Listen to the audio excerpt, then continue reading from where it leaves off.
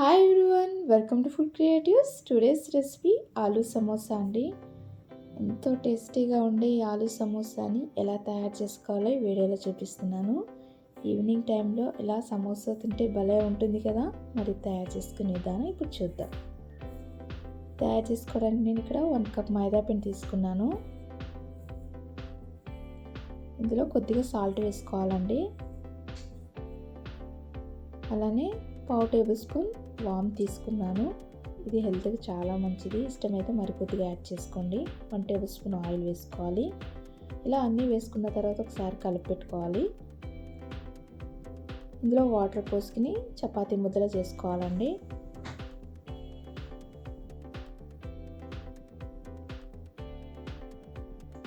ఇదంతా బాగా నీట్ చేసుకోవాలి. ఈ పిండి సాఫ్ట్గా అయిందండి. 1 టేబుల్ స్పూన్ ఆయిల్ వేస్తున్నాను. ఇలా ఆయిల్ వేసుకున్న తర్వాత మూత పెట్టేసుకొని 15 మినిట్స్ పాటు రెస్ట్ ఇవ్వాలి. ఇవి బాయిల్ చేసిన పొటాటోస్ అండి. 3 తీసుకున్నాను, మ్యాష్ చేసి పెట్టుకోవాలి. అందులో 1 మీడియం సైజ్ ఆనియన్ తీసుకున్నాను, చాప్ చేసి వేయాలి. 2 గ్రీన్ చిల్లీస్ అండి. అలానే కర్రీ లీవ్స్ కూడా కట్ చేసుకుని వేసుకోవాలి. అలానే కొరియాండర్ లీవ్స్ కూడా చాప్ చేసుకుని వేసుకోవాలి. 1/2 టేబుల్ స్పూన్ సాల్ట్ వేసాను.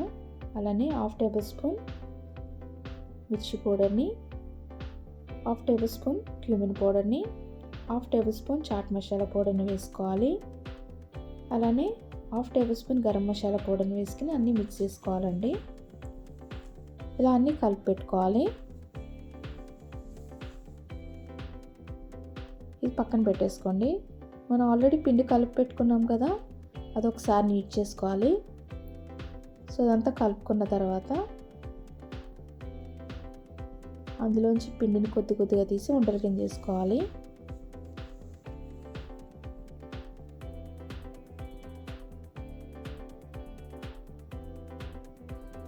వీటిని మీడియం సైజ్ చపాతీలా ఒత్తుకోవాలండి.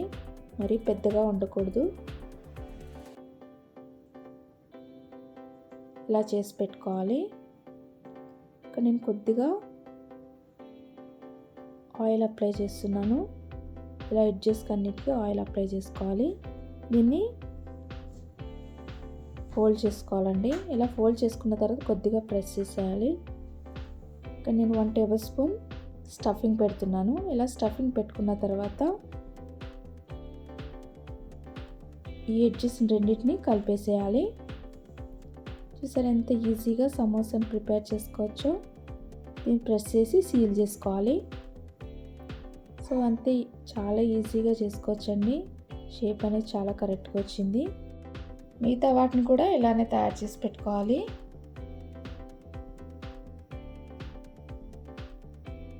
స్టవ్ పైన కడాయి పెట్టుకుని వేయించుకోవడానికి సరిపడా ఆయిల్ వేసుకుని ఇది మీడియం ఫ్లేమ్లో పెట్టుకుని మాత్రమే ఫ్రై చేసుకోవాలండి. హై ఫ్లేమ్ పెట్టొద్దు. ఇవి టర్న్ చేసుకుంటూ ఫ్రై చేసుకోవాలి. లైట్ గోల్డెన్ కలర్ వచ్చే వరకు ఫ్రై చేసుకోవాలండి. ఇవి బాగా ఫ్రై అయిపోయినాయి. ప్లేట్లోకి తీసేసుకుందాం.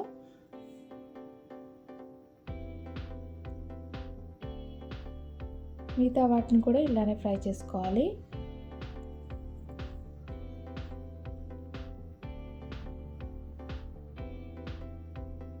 ఇవి క్రిస్పీగా అయ్యే వరకు ఫ్రై చేసుకోవాలండి.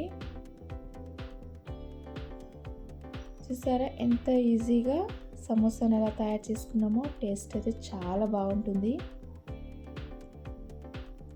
ఇది టమాటో సాస్ తింటే చాలా బాగుంటుందండి. వీడియో నచ్చింది అనుకుంటున్నాను. నచ్చితే like, share and subscribe to our channel. Thank you.